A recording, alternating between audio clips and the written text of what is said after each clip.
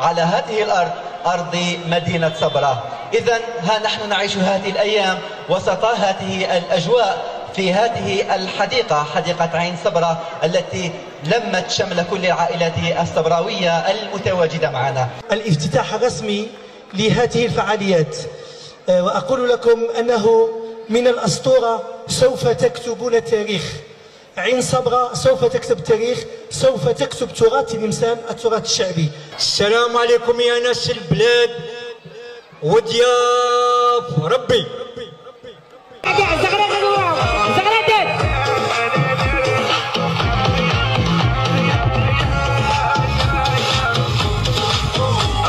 اليوم شاركنا في صبرا بمناسبة تظاهرة اللي قامت بها جمعية بدر الولائية، تظاهرة تلمسان للأدب الشعبي.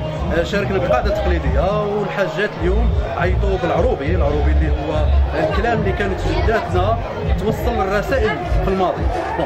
الكلمة ما كانش مفهوم، كما نقولوا المستعمر الفرنسي كانوا لما يقولوا باش يفهموا الجماعة تاعهم فيها المعنى. ثاني كانت شاركت معنا حاجة المعاني اللي يفهموا الكبار، وان شاء الله هذه ثاني تكون ميساج للدراري تاعنا. اليوم نحن في مدينه صبرا المضيافه في افتتاح اكبر تظاهره ثقافيه حول التراث الشفهي وامتداده، الا وهو ايام تلمسان الادب الشعبي، ايام تلمسان للادب الشعبي المنظمه تحت اشراف وزاره الثقافه والفنون وبالتنسيق مع مديريه الثقافه والفنون وبسماع كل المجلس الشعبي الولائي، مركز الفنون والمعارض والمكتبه الرئيسيه للمطالعه العموميه وبلديتين صبرا وبوحلو.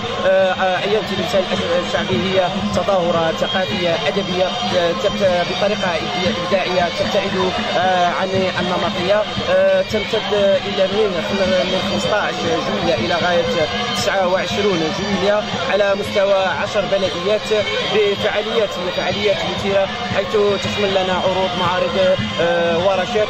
بسم الله الرحمن الرحيم، الصلاة والسلام على سيدنا محمد وعلى آله وصحبه.